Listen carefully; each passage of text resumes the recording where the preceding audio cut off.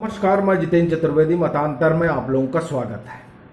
हेमंता बिस्वा शर्मा ने अरविंद केजरीवाल को ऐसी पटखनी दी है कि केजरीवाल को समझ नहीं आ रहा होगा कि किया क्या जाए। अब आप कह रहे होंगे कि हेमंता बिस्वा शर्मा ने केजरीवाल को कैसे पटखनी दे दी।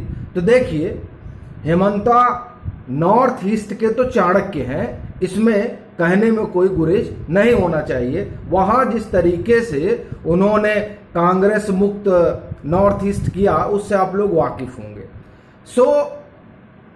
अब ये हुआ कि पटखनी कैसे दी गई, तो उस पर आने से पहले अरविंद केजरीवाल की जो अपनी महत्वाकांक्षा है उसको आप लोग जानते ही हैं।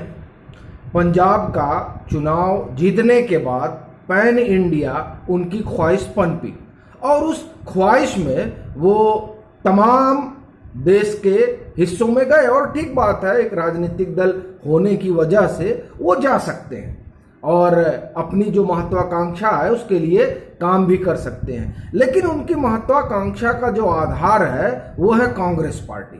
कांग्रेस अपना अस्तित्व खोती जा रही है। बड़ी मजेदार बात है कि जब अभी ईडी ने राहुल गांधी को बुलाया तो कई लोग इस तरह का अभियान चलाने लगे और ये कहिए कि एक तरह का विश्लेषण करने लगे कि अब तो साहब ईडी ने तो जान फूंक दी कांग्रेस में। बात ठीक है, ईडी ने कांग्रेस में जान फूंक दी, लेकिन उतनी ही जान आएगी जितने से और जो विपक्षी दल हैं और जो तमाम क्षेत्रीय छत्रप हैं वो कमजोर हो पाए 2024 के चुनाव में। मतलब जो मजबूती कांग्रेस में आ रही है वो सिर्फ वोट काटने के लिहाज से आ रही है, उससे ज्यादा कुछ नहीं। शायद इसीलिए भाजपा बहुत ही कॉन्फिडेंट है कि थोड़ा सा अगर कांग्रेस को पुशअप कर दिया गया तो भाजपा 400 सीट लोकसभा चुनाव में जीत सकती है। बहरहाल, तो ये जो आईसीयू में कांग्रेस चली गई है, उस कांग्रेस का जो आधार है उसी आधार पर आम आदमी पार्टी जिंदा है। फिर वो चाहे आप पंजाब लीजिए और चाहे राजस्थान और गुजरात में वो जिस तरह से चहक रही है उसको देखिए। वो तमाम जो उनका भरोसा और उनका आप ये कहिए कॉन्फिडेंस, उसके पीछे का कारण जो है वो सिर्फ कांग्रेस है। उसी कॉन्फिडेंस में ये पहुंच गए नॉर्थ ईस्ट।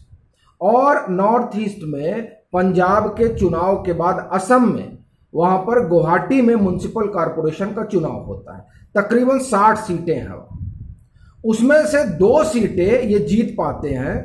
और आप जानते हैं यहां आपने वहां 60 में से 38 सीटों पर चुनाव लड़ा और उन 38 में 2 सीटें ये जीत पाए। और फिर तो आप जानते ही हैं, इनको लगा कि साहब अब तो नॉर्थ ईस्ट में भी हम उथल पुथल मचा देंगे। उथल पुथल मचाने के मिजाज से वहां पर और एक्टिव हुए। वैसे आप देखिए, वहां कांग्रेस की जमीन को हासिल करने के लिए 2 दल एक्टिव है, टीएमसी भी है।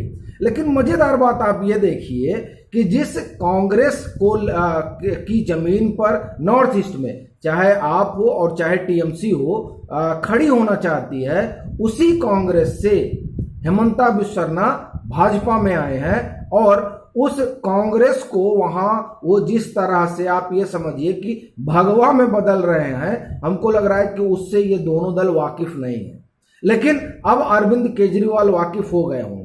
हुआ क्या कि कार्बी आंगलांग में चुनाव हुआ। कार्बी आंगलांग वहां का एक स्वशायद ऑटोनॉमस काउंसिल है और आप ये समझिए, ये जो काउंसिल है इसमें कई एथनिक ग्रुप है और वो जो कई एथनिक ग्रुप हैं वहां पर आप देखिए कि बड़े लंबे समय से, अब कांग्रेस का नाम लेंगे तो उसमें से बहुत लोग कहेंगे कि आप तो हर चीज के लिए कांग्रेस को ही दोष देते हैं। लेकिन क्या किया जाए, एक लंबे समय तक शासन करने के बाद भी अगर नॉर्थ ईस्ट की समस्या का समाधान कांग्रेस नहीं कर पाई तो जाहिर तौर पर सत्ता में होने की वजह से सवाल उसी पर खड़ा होगा। तो ये जो वहां एथनिक ग्रुप है, वो एथनिक ग्रुप अपने अपने इलाके के लिए जो वहां पर संघर्ष शुरू हुआ, उस संघर्ष को संघर्ष विराम पर ले जाने के लिए तत्कालीन सरकारों ने कोई कोशिश नहीं की। और उसकी बड़ी वजह ये रही कि आपने वहां डेवलपमेंट नहीं किया।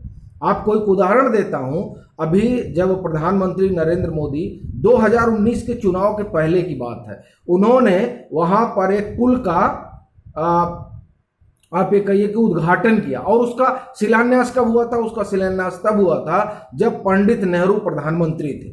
और आप सोचिए कि तब से वो टल रहा था। और उस पर एनडीटीवी ने क्या खबर की, अगर आप उस खबर को, मुझे लगता है आपको ध्यान आएगी कि वो पुल बना था, तो इन्होंने कहा कि साहब अब इस पुल से वहां जो मछुआरे हैं उनकी आजीविका चली जाएगी। आप कल्पना करिए कि जो पुल वहां पर विकास की गंगा लेकर पहुंचा, उस पुल के बारे में इस तरह की बातें एनडीटीवी कर रही है। और जाहिर तौर पर ये उनका एक अभियान है। बहरहाल, तो वहां जो विकास नहीं हुआ, और कहीं भी जब विकास नहीं होगा तो वहां विश्वास नहीं होगा, और विश्वास नहीं होगा तो आप समझते हैं फिर आपस में टकराव होगा। और वो टकराव की स्थिति जो है वो उन इलाकों में, नॉर्थ ईस्ट के तमाम इलाकों में बनी रही। अब वहां इस तरह की परिस्थितियां ना हो, इसलिए विकास हो रहा है, और उस विकास से भरोसा जग रहा है। और उस भरोसे के कारण आप देखिए कि भाजपा का वहां फुटप्रिंट बढ़ रहा है। और उसकी एक बड़ी वजह प्रधानमंत्री नरेंद्र मोदी तो है ही है, लेकिन हेमंता बिस्वा शर्मा का वहां पर होना भी भाजपा के लिए एक बड़ी उपलब्धि है। सो कार्बी आंगलोंग में चुनाव हुआ 26 सीटों के लिए, और वो कहा जाता है कि वहां का सबसे बड़ा जो है एक लोकसभा सीट भी वहां से आती है, और सबसे बड़ा इलाका भी है। तो वहां आम आदमी पार्टी कूद पड़ी। अब आप समझिए कि वो कितना सेंसिटिव इलाका है। मैं इसलिए आपको उसकी एक बार ज्योग्राफी बताना चाहता हूं, क्योंकि ये वो इलाका है जहां चीन हर तरीके से पेनिट्रेट करना चाहता है ताकि हिंदुस्तान की सुरक्षा को खतरे में डाला जा सके। और उधर से फिर बांग्लादेश से आप जानते हैं किस तरह से रोहिंग्या वगैरह आकर जो है वो असम में बसे हैं, और उनके लिए वो आप समझिए कि किस तरीके से तत्कालीन सरकारों ने, चूंकि वोट बैंक की पॉलिटिक्स चल रही थी, तो कोई कार्रवाई नहीं की। और उसका परिणाम ये हुआ कि असम तमाम तरह की हिंसाओं से गुजरा। 90 के दशक में जिस तरह की हिंसा वहां हुई उसकी कोई कल्पना नहीं कर सकता। और सिर्फ उस हिंसा का कारण बाहरी, मतलब एथनिक, जो वहां के एथनिक हैं और जो बाहरी हैं, इसकी वजह से। और ये वहां संघर्ष का बड़ा कारण रहा है। और भाजपा सरकार ने वहां पर इन चीजों के लिए, आप ये समझिए कि विकास के जरिए बड़ा बेहतर काम किया है। और यही वजह है कि जब हम कार्बी आंगलोंग की बात कर रहे हैं तो वहां पर चुनाव में, पिछला चुनाव भी जीता था भाजपा ने, और 8 जून को वहां पर जो मतगणना हुई उसके बाद वो जो जीत हुई उसे प्रधानमंत्री ने कहा कि ये ऐतिहासिक है। ये वाकई में ऐतिहासिक है।